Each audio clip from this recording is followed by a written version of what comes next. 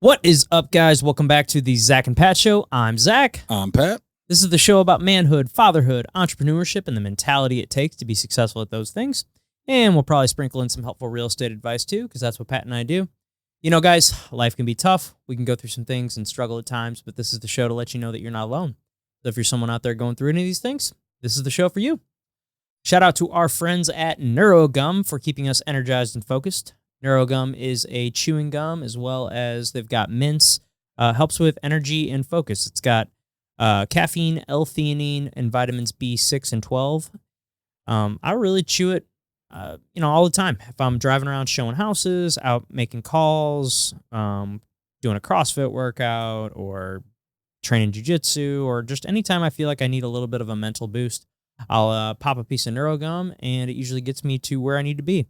Only about 40 milligrams of caffeine per piece, so not a ton of caffeine in there to make you all jittery and stuff, but enough to kind of wake you up and get you where you need to be. So get out there and try some NeuroGum. And shout out to our people over at Captain Beard Co. So great products for your beard, and not just beard, but also body wash, deodorant, made of a handful of natural ingredients that smell amazing. So they also have candles and things like that. So if you're looking to set the mood and you want your girlfriend to kiss you, these are the products for you. Yeah. Yeah. And promo code Zach and Pat for 10% off. Yes. So what's up, dude? I feel like it's been a while since we've done just classic duet. Yeah. Where it's just last week we had Murph as a guest. Yeah, so he's really here, Yeah. but it's Not for long, bitches. This is it.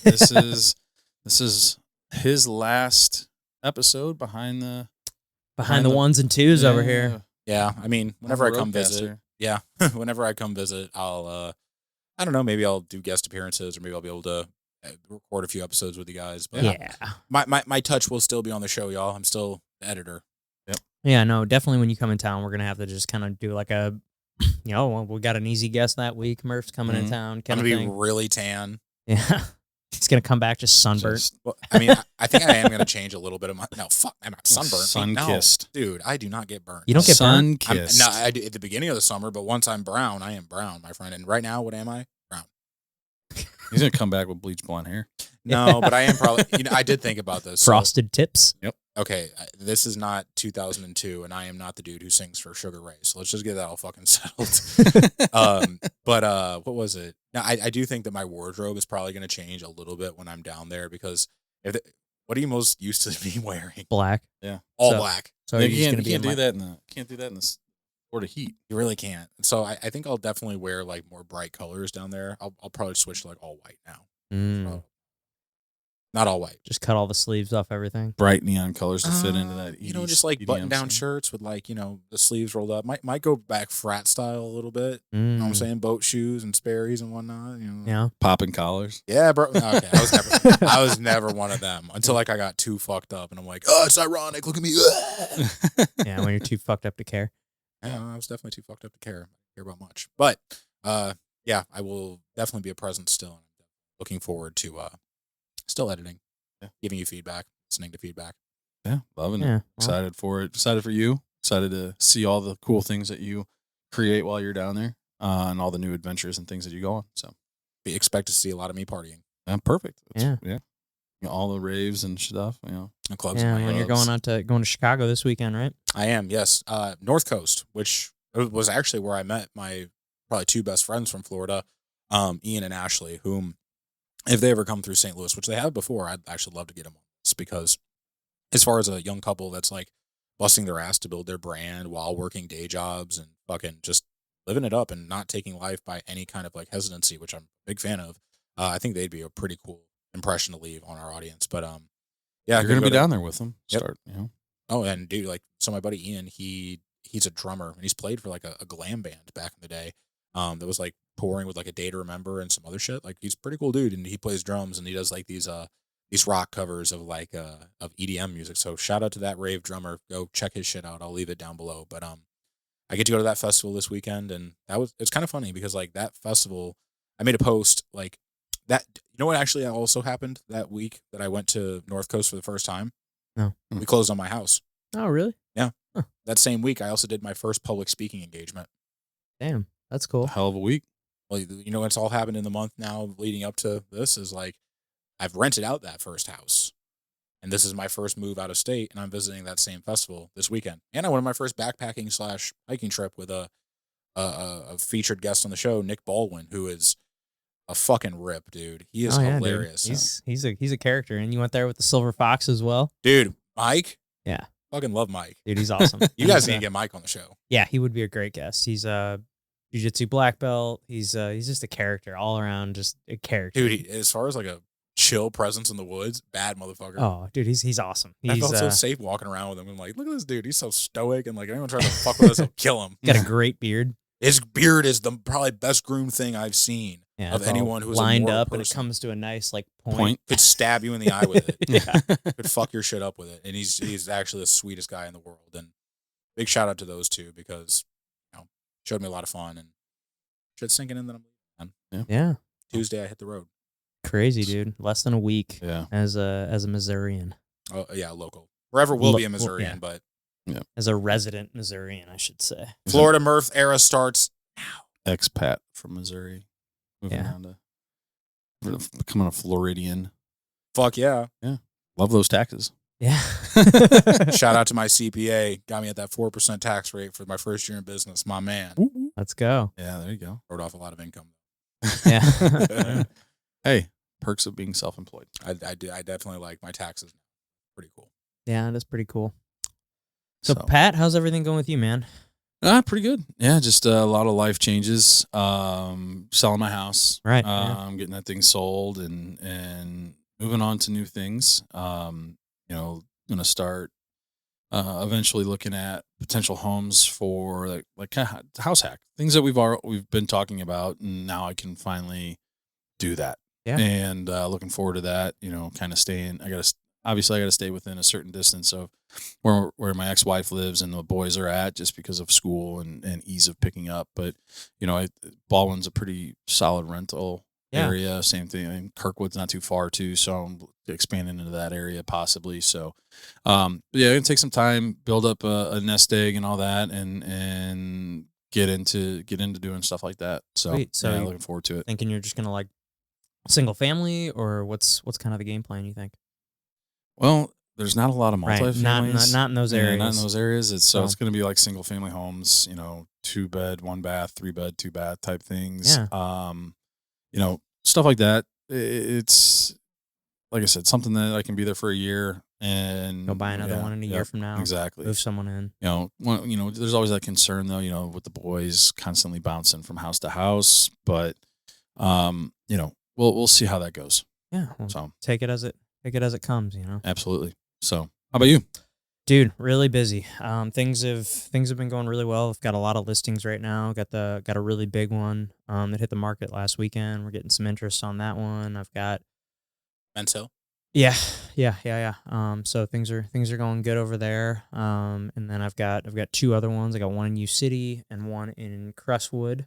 That are still active on the market, and then I've got another one coming on the market this week. It's like about 40 minutes outside of St. Louis on 5 acres, which is pretty cool. I saw that. I've been really busy with listings lately. So, and I've also hopefully we're gonna have a buyer under contract later today. You and I don't know if I've updated you on that, but things are looking good there. So, sweet. Just waiting. Maybe hold on. Who knows? When we get out of here, I might get some good news. Yeah. But things are good. I'm busy. Everything with the kids is going well. Gina's going well. Just can't complain too much. Just getting ready for kind of switching my training up. We got a lot of competitions coming up with the gym and everything. Yeah. We've got, me and my best friend Nick, we're doing the Strange Hands events here in town, which so Strange Hands is being put on by Imposed Will, which is a clothing brand, like jiu-jitsu clothing. Adam Meredith's the owner of that one. I want to get him on here. He's a black belt and really, really cool guy, but he made this brand. It's called Imposed Will, and they sell a bunch of gis and rash guards and a lot of jiu-jitsu apparel. But they teamed up with Strange Donuts, which is a donut company here in town, as well as Four Hands Brewing, which is a local like microbrewery here in town, and they made this event called Strange Hands, where they're basically collaborating and putting on like a jiu-jitsu card, and I was asked to be on that. Me and Nick both were. So awesome. getting ready for that, and then him and I were also asked to be on the CXBJJ again in middle of October. So got both of those cards, and in between that, we've also got the biggest jiu-jitsu tournament in St. Louis for the year, and so like the whole gym's getting ready for that one. So just a lot of training, really ramping that up lately. Kind of coming back from a little bit of an injury, that I'm feeling great now. Everything's all good. So I had to take a couple weeks there to kind of evaluate and kind of like, all right, am I good? I think I'm good. So also, you're going to be featured a little instructional. Yeah, that's exciting. Me and Murph, former guest Uzo, we did a instructional with our coach Kyle for BJJ Fanatics, which is really cool. I've purchased several of those instructionals in the past, and it was pretty cool to actually be on one and just be the uki for Kyle. Uki is just the guy that basically the move's getting demonstrated on. The dummy. Yeah, well, it comes from a Japanese term, the uki and the tori. And it's the doer. Uki stands for receiver, and tori stands for doer. So it's like doer and receiver. I know it sounds kind of fucked up when you say it like that. I'm not trying to be sexual about it or anything, but I'll start air dicking. Yeah, exactly. But yeah, so we were on that, and we did that instructional. That was last week, right? Yeah, so Murph's producing that for Kyle and gonna send it over to BJJ Fanatics, which is pretty sweet. I'm very excited to see that when it comes out. Yeah. So, how's that coming along?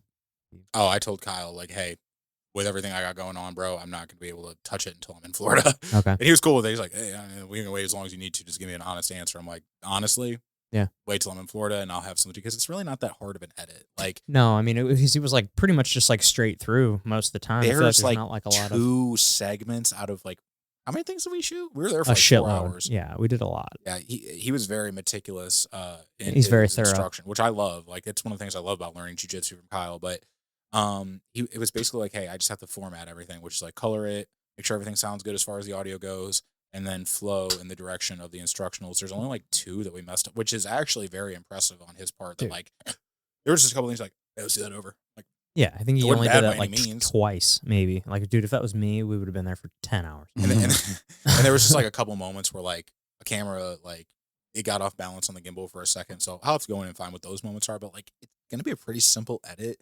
And I'm just not going to lie, BJJ Fanatics, like, a lot of the things that you guys get submitted do not look good. Yeah, 100%. Like, so a lot of these things look like they're filmed with like an iPhone 3GS. Right. Yeah, the quality of your stuff's gonna stand out against a lot of those instructionals. That is for sure. I'm almost worried about that. Worried about it? Yeah, because it's like, dude, the camera quality is gonna be so different. It's like, I'm using a gimbal. I have my own personal settings. Like, I'll color it a certain way. It's just not gonna look like this really bland, overly practical footage that they live off of. And I'm like, who does this? Well, I mean, honestly, it might open up a door for you. You know, like probably that would be sick. Yeah. You know, like, Toward the official photographer of BJJ Fanatics. Yeah, dude, that could be a. I mean, who knows? That could be a cool opportunity for you. So, where are they based out of? East Coast. I think they're out of. I want to say it's like Boston, Philly, or Boston. It's somewhere on the East Coast. It might be Philly. Yeah. I think that's where they said they went and somewhere filmed with Chowder. Yeah, I want to say they went and filmed it like there that last time. I'm pretty sure it was Philly. Yeah, it's somewhere on the East Coast. Pretty sure it's Philly, but I'm not 100% there. It was a tough fighter late in place, so that wouldn't surprise me at all. Yeah, I mean that's where head attack team's from. Yeah. You know, Jared Weiner. So the most hardcore Philly accent I've ever heard in my life. Dude. He's great though. He's awesome. I love him. He's fucking awesome. Yeah. Philly detective, you know, like that classic. I was a fucking beat cop. You don't know shit. Yeah. Mm-hmm. You know, he almost like went pro in skateboarding too, which is pretty cool. Yeah. Like if you ever go back and watch, I went and used to watch this documentary. I still throw it on every once in a while just because it's sick. But it's called Jiu-Jitsu versus the World. I've seen that. Yeah, it's really good. It's but there's like old videos of Jared Weiner on there, like when he was like, I didn't recognize that. like 15 years ago, 20 years ago. It's like him talking about it. But anyway, it's just like it's a documentary of kind of all about jiu-jitsu, how it kind of got started, and it just has like a ton of famous, or not famous, but like, you know, I guess famous is probably not the right word, but notorious jiu-jitsu people in there, or like practitioners, or like some of the guys that kind of started it here in America. So you're ever looking for a good documentary to watch, it's free on YouTube. It's like an hour long. Okay. But anytime I watch it, it always just fires me up and like makes me want to go train. So, yeah, get out there and watch that. It's a really good one. But anyway, we haven't done a James Clear 3-2-1 in a while, so we thought that'd be a good thing for us to do today. So, this is the one that came out on August 22nd, so last week. Reminder: these are James Clear, the author of Atomic Habits, and so every week he sends out his newsletter. I recommend you subscribing to it because they're always really, really good. It's 3 ideas from me, 2 quotes from others, and 1 question for you. So we'll go through these, and So anyway, first thing is 3 ideas from me. First one is plant the seeds of greatness in your mind. Yeah, I mean, it goes back to pretty much everything we're talking about in terms of this show with, having mental toughness and mental clarity on things and visualization. You put it in your mind that you're going to be successful, and those things are going to continue to grow. You continue to do that. You continue to water those seeds. And you're going to see pretty good growth, solid growth out of that. Yeah, well, but it's going to be that consistency of showing up, watering that plant every day, and eventually that seed's going to sprout, and you're going to get a little sprout sticking through the soil, but that doesn't mean it's done. You're going to have to keep watering that motherfucker until it eventually grows into an oak tree. And but the key to that is it all starts with up here. Yeah, you got to start it with something small, and it eventually grows into something. Like we were just talking about on the last show. I mean, we were. This was kind of an idea that we sprouted out of nowhere, doing this podcast. And I mean, we look at anything else you've ever done, like when I started training jiu-jitsu, like it was, I thought about it for a while, and then I eventually had the balls to show up to the gym, and that was scary.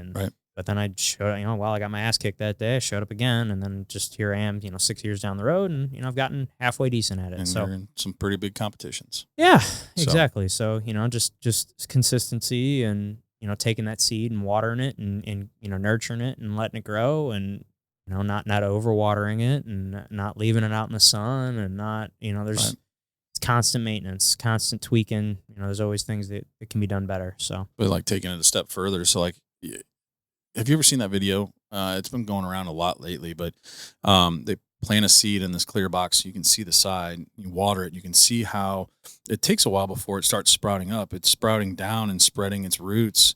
And that's the thing is like you water that. It may not grow upwards, but it is growing downwards and planting those roots within your brain. If you're planting the seeds in your brain, it's going to grow. Those roots are going to grow deep within your brain, and that's what's going to help continue to sprout that thing forward. So it's going to intertwine itself in all of your brain if you're planting those seeds in your mind or in your brain first. Yeah, I mean, not to keep bringing this back to jiu-jitsu, but I see a parallel there that the brand new white belt that shows up, and I remember this vividly, like in my journey, like. I remember showing up for, a couple months on end and just getting my fucking ass kicked every day. Every day, just getting my ass kicked. But then, one day someone shows up and it's their first day. Right. And you beat their ass. Yeah. And you're like, huh, that used to be me. And now I'm like, all right, I used to be a little bit better. But like, you don't think, for those months, I didn't think I was getting better at it, until I went against somebody who's brand new. And it's like, oh, shit, okay, that's where I was 3 months ago. And I'm here now. So I've definitely gotten better. I just didn't know I was, just because I'm just getting my ass kicked all the time. Right. Yeah. So, but anyway, we'll move on to the next one. All right. So the strategy required to find a great opportunity is different from the strategy required to make the most of a great opportunity. Got you here won't get you there. Yeah. That's something Andy says all the time. Yeah. Huh. That's a good one. I mean, at the end of the day, like you can't run the same game plan for every single. It's kind of what we were talking about earlier. And like in the idea of moderation with anything you do. So when I find something that works, my first inclination is do it forever. But just because eating in a caloric surplus and lifting more weights help me bulk up and get a more hypertrophic physique doesn't mean it's going to help me trim down for summer. Right. If I'm going to achieve the body I want, and I don't really care that much about my aesthetics, I never really have, but it's something that I can metaphor this to. So, for example, what got you to this point of success with the podcast, which it could be anything you want to call it. It could be, hey, dude, we broke 50 episodes in less than 50 weeks. Like, it could be fucking anything. What got us to this point is that we were doing it well, you guys had a formal producer. Right. Now you guys are, in a lot of ways, taking on half my burden. The filming of everything. I'll still edit everything, but like the dynamic now is to change. Yeah. We all have to get better, That's including true. me. Yeah, I am a little scared about that for sure. Because there's like shit been like a few times that we've had to do it ourselves and we've messed it's up. not Broadcaster on? Yeah. Fucking broadcaster on? Yeah. Turning green? It's green. Yeah. Yeah. Blinking. I'm more worried about these motherfuckers right Yeah. here. The cameras really are not the hard part. This of it. doesn't bother me at Yeah. all because I know that fucker's not turning off once I turn it on. Right. Don't worry, everybody. I wrote down the settings for the camera for them. Don't worry. Yeah, but it's just like all of a sudden that thing's shutting off on me or something or overheating and I'm not paying attention and we're Right. just ripping the conversation. That's the only thing I'm worried about. Yeah. I mean, as long as you have the audio, you have a podcast. But, Yeah. ultimately, I understand like the need for video is really up there. But again, like you guys got to look around. Like actually, even looking at this studio, I just took a picture and I tagged you both in it on my Instagram. Because I'm looking at this, I'm looking at the lights and I'm just looking at curtains and just the whole. It's not really even a man cave. It's a fucking studio, dude. Mm-hmm. I'm like, this is so much better than the room upstairs, especially the lighting situation. Like that's what like gets me geeked, and just seeing the quality of the equipment that's around you. It's like, I mean, like we started off really DIY. We were using lamps. Yeah. Light. That's true. The first few episodes were pretty dark. Yeah, I kind of going back and looking at them. Had a moody yeah. lighting. Yeah, it was moody.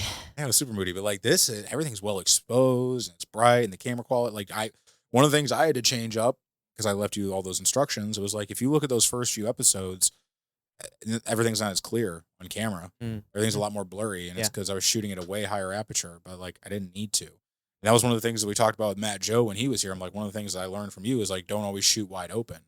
So, being able to experiment with different focal lengths, different apertures, different lighting techniques, different locations, different acoustic treatings, different methods of creating episodes on the fly. You never fucking Right. Yeah. I think the acoustics down here are pretty good too. They're great. Yeah, I think it might be better than upstairs. What do you think? Well, as far as Hard to tell, but for me, it's actually kind of clear as day.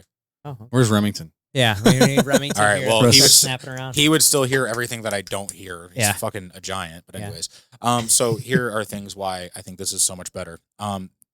Like upstairs, this is carpeted, but like you aren't right next to the wall anymore. That's pretty cool. Those sound curtains do a way better job of absorbing sound than just about anything else. It's not bouncing off of it. Yeah, the ceilings are, they're just about as high, but I mean. But I think the fact that they're different levels, like they're the rafters and there's like gaps in between. I think the Remington was saying that helps because if it's like a flat surface, it bounces better. Whereas this, I think it's like breaking up the sound waves. Also, we don't have to necessarily leave the windows open as a means of keeping the room cool and light, and you don't hear that bird chirping from the outside anymore. It was always nice to kind of hear it, but then I'd be editing and I'm like, we actually legitimately have like sounds of nature in our fucking podcast. Yeah. No, I mean, dude, that couch over there does a really good job absorbing sound. All this furniture absorbs sound pretty well. If I was to be annoyed by anything, it'd actually probably be what you're talking about right here, the secret box. But dun dun dun. What is in there? What's in the box? We also recently discovered, the soundboard. I didn't know none of this shit was loaded up, and we just started pressing shit earlier, and I was like, yeah. That's fucking all right, turn off. Yeah, all right. So that's my anticipation of that question, or I'm trying to join in as much as I can with this one. What got you here will not get you there. You've got to be willing to do that next step, and who knows what that is. Well, what it says on here is a lot of saying yes and exploring widely, and then a lot of saying no and remaining focused is part of that quote. Yeah, I mean, when you're trying to explore and trying to find opportunities, you have to say yes to more opportunities to have the opportunity. Yeah. And then once you find that opportunity that you want to go at, you're going to have to dedicate to it and say no and focus fully on that one opportunity. Hey, Murph, do you want to move to Florida? Hey, Murph, do you want to move to Florida? There's one shot. Yeah. Right? Going. Yeah, so you found the opportunity, and now while you're in that opportunity, you're going to be saying no to a lot of things to focus on that opportunity. Yeah. So. Yeah. All right. Next one. I hijacked the shit out of it. No, that was good, brother. I appreciate it. Oh, we got a little bit of a longer one here. I have had periods in my career when I have been sprinting full speed and accomplished a great deal. I have had seasons where I've been fairly lazy and coasted on my previous effort. What I've learned is that I am a major obstruction to getting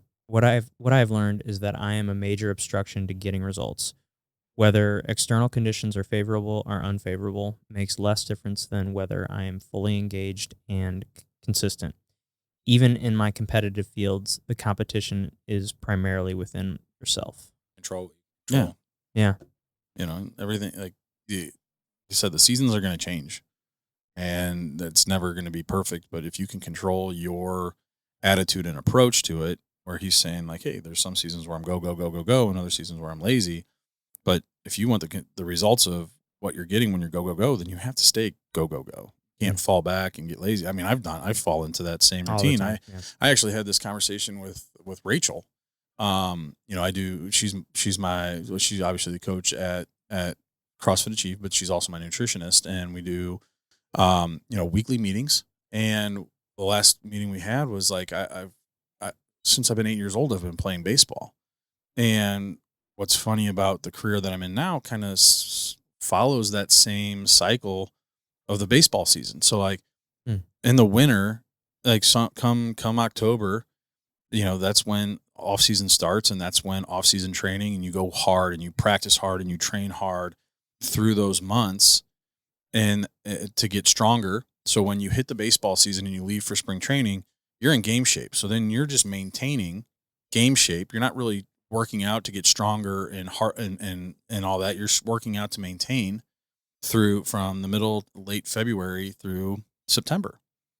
And the real estate industry kind of follows that same path. It's really like, does, yeah. You know, you're like, I'm busting my ass and I'm having more meetings and calls and doing all these things and for growth and building, again, strength from October through February, because that's when it's slow in the real estate market. And then hoping that everything that I've done and worked hard for in those months will translate and carry over through the spring and the summer until school starts. And then that's when you start ramping back up on the things that you need to work on and doing all that. And it's kind of been that same thing. And I told her, because I was like going hard when I first started doing it. And she was just like, well, is it being burnt out? I said, no, it's because of that routine I've been on since I was 8 years old. You know, from the time I started playing baseball, that was the schedule. That was the routine of, hey, you're in the summer, so you're maintaining what you need to do to be good, and then you're working harder in the off season to be better for next season. And so that's kind of how I've always. And then so like I've really kind of been in that maintenance mode since the summer started, and instead of doing what I do October through February all year round. And so that's like that's my real life example of applying to this, what's being taught. And for me, like if I want to continue to grow, I need to take that approach from October to February and do it all year round, whether it's in the gym, with work, with anything. And, you know, it's, you know, that one resonates with me very, very much. So, yeah, no, that makes complete sense. I never thought about the real estate industry following the baseball season too. Yeah, it's pretty true. I mean, because it's like spring to summer is when it's crazy and busy, and then it typically slows down in the winter. And right, and it's hard. You know, it's tough when things get crazy to continue that path of growth. And so it's like you fall into that routine of maintenance where it's like you're just maintaining what you're currently doing and adjusting what you do, but at the same time, like, hey, you can't. At least on my side, you have to continue to do the same things over and over again to grow consistently. So, but perfect. On to the next. All right. 2 quotes from others. Writer and philosopher. He's a philosopher. He's a philosopher. Butcher the same bleed my own blood. Yeah. Nobody. Nobody. Ignore the pizza down my pants. Yeah. Robert Persig. I'm going to go with that. Yeah. Yeah. On enjoying the journey. Mountains should be climbed as little. You want to take this one? Sure. I can't fucking read. Mountains should be climbed with as little effort as possible and without desire. The reality of your own nature should determine the speed. If you become restless, speed up. If you become winded, slow down. You climb the mountain in an equilibrium between relentless and exhaustion. Then, when you're no longer thinking ahead, each footstep isn't just a means to an end, but a unique event in itself. This leaf has jagged edges. This rock looks loose. From this place, the snow is less visible even though closer. These are things you should notice anyway. To live only for some future goal is shallow. It's the sides of the mountain which sustain life, not the top. Here's where things grow. Journey, not Yeah, destination. that's what I was gonna say. I was like, it's all about about climbing the mountain. It's not about the view. Yeah, I think we just talked about on the last episode where people, entrepreneurs, they want to they want to be at the top. Like that's the thing, but they're not willing to put the work in that gets them there. Right. Well, and I feel like people don't appreciate the climb as much. Right. And you want to get to that I feel like as an entrepreneur, there's no like true top of the mountain. Mm-mm. Like, I feel like I think there's points where you can sit back and enjoy the view, but like, I don't think you're ever really done. Yeah. You might climb and hit a ledge where you can relax for a minute, but hey, but there's still another level. Right. There. You don't want to get too comfortable at that. So you got to climb again. Because or you can stay there, you Yeah. know, but, I feel like if you want to keep improving, you got to always keep climbing and looking for the next best thing. Look at Andy. Yeah. Andy's not driven by money.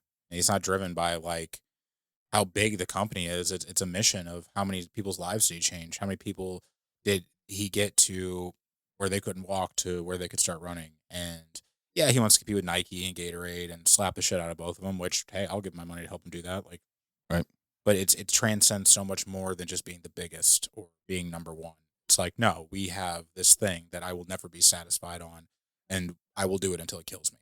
Yeah, but and also to that point, or to this point, is if you're thinking about starting at the top, you've missed a whole bunch of skills that you're going to help you maintain being at the top. Yeah, you're not going to be you just start right there at the top. You're going to fall down real quick because you're going to miss all of those learning experiences along the way that got you there. So, yeah, it's definitely worth the climb to get to the top. Yeah. All right, next one.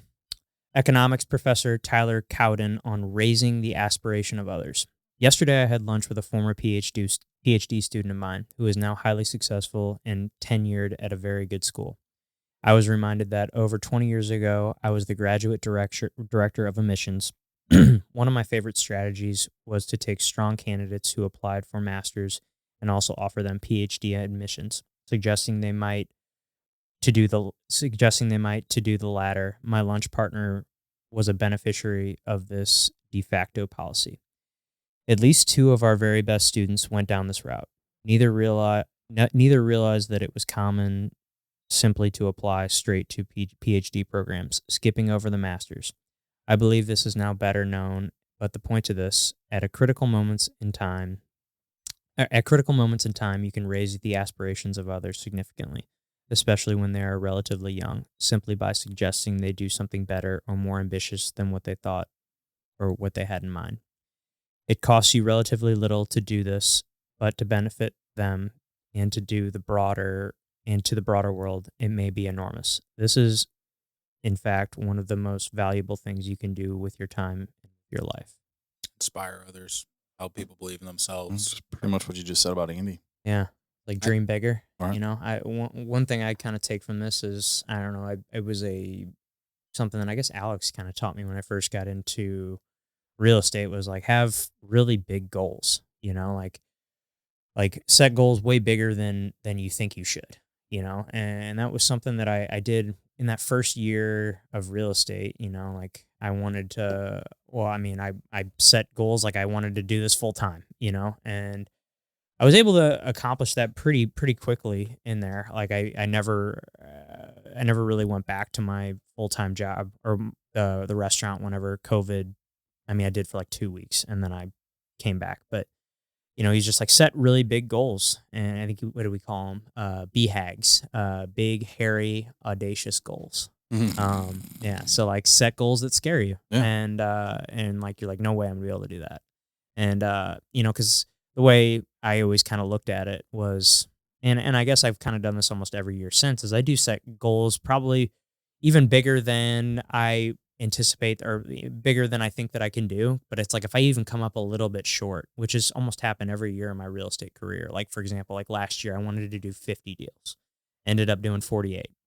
Still a pretty damn good year. Right. So set goals bigger than what you think you can accomplish. And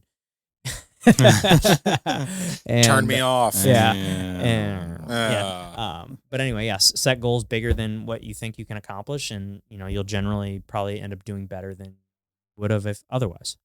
So that's kind of what I take from that. Yeah, and to add to that, so I listening to the Chris Williamson and Alex Hormozy Such a podcast. good It was so good. I told you, bro. Have you listened to the other ones? I know I'm going to. Yeah, so that was the fourth one Fourth one. they've done together, and every single one of them's been fire. So he was talking about like it's okay to stretch the timeline out on those goals. Yeah, like it does. Like the example he uses, like, yeah, if I ask you to learn French in a day, you're gonna be like, no, that's not possible. But if I ask you to learn French in 10 years, that might be something that's possible. So, it comes down to it, making sure you have your yearly goals, like your short-term goals, as well as your long-term goals, and making sure that you're setting them both up to where they're in alignment. Hey, your short-term goals should also be scary. It should be something that pushes you, but also their long-term goal is something that lines up with that. So, yeah, I mean, that was a great podcast. Dude. It's unbelievable. Like I've re-listened to the first or the second one a couple times just because it's like there's so much there, and it's like I could listen to those two talk all day because it's just like Hormozy's just like a Yoda when it comes to business. Like he's so good. All the shit he says, and like I honestly watched that podcast. I actually watched it on YouTube because I was like, man, this is like goals for what I would love this show to eventually evolve into. And I'm not saying I want to like copy Modern Wisdom or anything, but it is one of my favorite podcasts. It's kind of an inspiration for this show. Not gonna lie there, but like everything I took away from that, I was like, there's the visual quality of it, like all the different camera angles and just how pretty it looked, and like they shot it in a gym. Like they just clearly like turned all the lights off in a gym and like silhouetted like with That's lighting cool. like we've got over here. Like it just made it look so cool. And just like, okay, one, the video quality and like the visual and everything, that's a goal that I would love to eventually like get that to at some point, down the line. But also like the quality of conversation and like how both of those people just articulate themselves so well, and like they're just so, everything that they say I feel like is so well thought out, and so like, I don't know, just sounds so good. Everything sounds better with an accent. So 100%. Like I need to work on my British accent. Okay, well, yeah, Alex Hormozy has no accent. No. Well, talking about Chris, he's also very articulate and sound like just the he can sound of his things very, very the sound of easily. his like just the sound of his voice is it's comforting. Yeah, comforting. Mm-hmm. Well, because he's a guy's guy. Like, I mean, I've no flex here, but I mean, I've met Alex, I've met Layla, and they're really, really great people. The thing I love about them is they are no different than who they portray themselves to be on social media, which is so refreshing. Because I mean, like, if you're in a room with Andy and Alex, it's like, okay, this is the most genuine room ever. And if you're not listening, you're fucking stupid. But Right. I took a lot away from those conversations, and Got to be a fly on the wall. Yeah. Just like hanging out with those two for the day, man. I'm so jealous. it was great. But like at the same time, it was like most of the things that they were talking about, they talked about in their podcasts and their episodes. Like there's not much information that these guys aren't giving out. It's like if you want direct consultation from them, it's a little different. But I mean, for me personally, like I sat there and I talked with Alex and he talked about the impact his dad had on him. Like, it was really cool because most people look at you like you've got everything figured out. You've always had everything figured out, but you're still a human. Just because you can explain things really well, or just because you have some successful businesses, doesn't make you any less human unless you make it that way. And also about your point too about saying like, hey, Modern Wisdom has been a big inspiration for the show. I was going to make a story post about this the other day. I've always been one that says like good artists borrow, great artists steal. I had the asterisk to like, if you're going to be a great artist that steals, just seek to improve upon one of those things. Mm-hmm. Like I would love to have camera quality. Yeah. Like Chris Williamson. Okay, we'll get there. Yeah. Those are 6K cameras. Yeah, we'll at the get there. very minimum, we can get there. Right. And it's always like, but we're not going to do everything the same way. We're going to find a way to say like, I think we can do that better. Sure. Or we can do it differently. Mm-hmm. That's a big piece of making this thing work. And we had the balls to make it different from what it was upstairs to downstairs. So we're fucking 72 episodes in 1 year. Yeah. Less than a year. Pretty damn good, I think. Yeah. Dude, I'm impressed with how this thing looks right now. Yeah, I'm happy with how it looks too. Looks I mean, great. all the lights and stuff. So yeah, I mean, yeah, it's just always a work in progress, man. There's always things that can be improved. So that's how I look at it, and we're well on our way, I think. So Absolutely. last Whole one, time. we Last got thing. the Question for you. What can I do today to practice 5 minutes of self-care? So what can you do today to practice 5 minutes of self-care? Roll that shit, light that shit, smoke that shit. And Murph with the sign off. Yeah. See you later, folks. I'm out. Mic drop. Man, One thing I think, I would love to get back into the habit of a daily meditation. That was something I did for a long time. And I'll be honest, it's like ever since, I haven't been as consistent with it ever since I've had kids. But like whenever because I used to just wake up and it was silent in the house. That doesn't happen anymore. But I would love to get back to, because it sounds silly, but just spending 10 minutes like focusing on nothing but your breath, or following whatever the guided meditation was for the day that I was listening to. I used to use the Sam Harris app, the Waking Up app. Mm-hmm. It's really, really good, and it's like a different than other meditation apps I've used and stuff in the past. So I would love to get back to that. I think that would just give me it always kind of like centered me for the day and kind of start my day out on a just a good step forward. Yeah. It's like kind of starting the day out with a win. And there's just something I do like right when I wake up. I'd wake up, go sit on the couch and just do it right then and there. And I just need to get back to doing that, because I think it really started my day off good, and it just kind of got my head in a right space to start the day, and really got me thinking about actually got me not thinking, which is hard to do. Sam Harris is a brain surgeon, yes? Neurosurgeon, I think, yeah. Sam, stick to neuroscience. Stop talking about politics, bro. Yeah. Yeah. Just saying. Or those. It wouldn't be a show if Murph didn't put a political comment out there for us. Mean Orange Man 2024. Don't care if you like it. I'm pulling out all the stops today. We got 13% left on that battery, and I'm fucking using every bit of it I got. Go ahead. So this is something actually I've been doing lately, and again, it took Rachel giving me a kick in the ass, just because it's like I've been working on waking up early.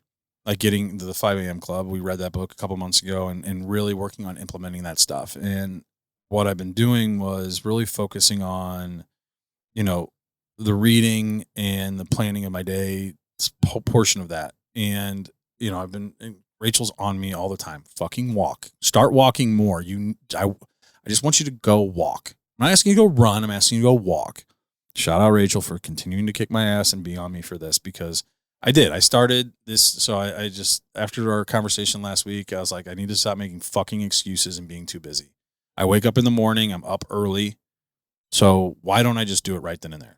So that's what I started doing. So now every morning I get up and I go for a 25, 30-minute walk and listen to podcasts. So that's what I've been listening to, the Chris Williamson and Alex Hormozy podcast, getting 30-minute bits in there, and which is, that episode, and I'm excited to go back and listen to more of it, because that whole thing is just chock full of great, of amazing content. And so it's perfect. It's like awesome. So like, I'm looking forward to that now every morning when I wake up, like, hey, that's the only time I'll listen to it. I won't listen to it throughout the day. That way I have something to look forward to in the morning. And that's how I've been handling my self-care. And I'm getting those steps in, and I'm finally walking, Rachel. So yeah, that's what I've been doing. That's what I'm going to continue to do, because it does. It's amazing where I've been at this week, like on the mental side of things. Like, I've been getting up, working out and all that, and doing those things. But like adding that little bit, just that 25, 30 minutes in the morning has been huge. And it's like one of those things like, fuck, why didn't I listen to her sooner? Like, why didn't I just do this shit sooner? And where would I be if I would have started sooner? But started now, and I'm excited to see where this continues to go. I'm not looking forward to when it gets fucking cold, but hey, we'll bundle up and see what happens. I'll FaceTime you from Florida. Mm-hmm. Yeah. Balls out on the beach. Well, I'm in the middle of a blizzard. I'll FaceTime you at 5 in the morning. It'll be early where I'm at, so no, you won't. Is it an hour ahead down there? Yeah. Okay. Yeah. So 6 o'clock your time. Eastern Standard, baby. All right, guys. You ever think about that? Like those places that live so fucking close to like hey, you literally could walk across backyards and be in different time zones. Yeah, I don't envy those people. Oh, I never thought about that. No. Yeah, that must suck. I remember that'd be so weird. Yeah, I remember. So like in college, was it Indiana State? So they were on Eastern Standard Time, but they were like right there on where the time switches, and they would put the visiting team on Central Standard Time, where our hotel was. So it was like kind of fucked with us. Oh, yeah. Assholes. It's smart. I'd do the same shit. But yeah, we were always like, hey, what time's the game? And they'd be like, 11. And we forget, like, hey, that's 10 o'clock our time where we're staying at. Yeah. So we need to leave even sooner. So yeah. In the States, smart fuckers. Yeah, smart little assholes. Is this it? Yeah. So Murph, all right, here we go. Murph, we got some time left. We'll leave this to you. What do you want to say in closing as you peace out to Florida? It's been an honor and a privilege and an adventure. I appreciate that I have friends that invest into me, not only as far as our friendship and the time, but again, you guys help me pay my bills. Creating a podcast is not about getting sponsors or big following. It's about anything that you do that's entrepreneurial, a service. You're providing value to people. And as you two have grown as content creators and as friends and as people and as parents, I've gained so much from being around you two. And of all the people who I can continue to help in St. Louis, there's people like you, people at Fit Flavors who really mean a lot to me. You know, I'm very grateful, and I've grown a lot as a content creator and as a podcast producer from doing this. So thank you for putting up with me. Thank you for responding to my 4 a.m. messages that I fucked something up or something's wrong and that we could fix it. And I'm excited for hundreds of episodes more of the Zach and Pat show. And, you know, like I said, him in life and in death, lifelong enemy of communism, fuck communism. And guys, if you would please leave a like, subscribe to the show, leave a comment down below about how excited you are for me to finally be getting my ass down to Florida. And with that all said, I'm out. Standing O for Murph. It's been real and it's been neat, but mostly it's been real fucking neat. Yeah. Yeah, dude. It's been fucking awesome, man. We're proud of you and happy for you and excited to see what you got coming up. Thanks, y'all. Peace out. Peace out, guys. Yo!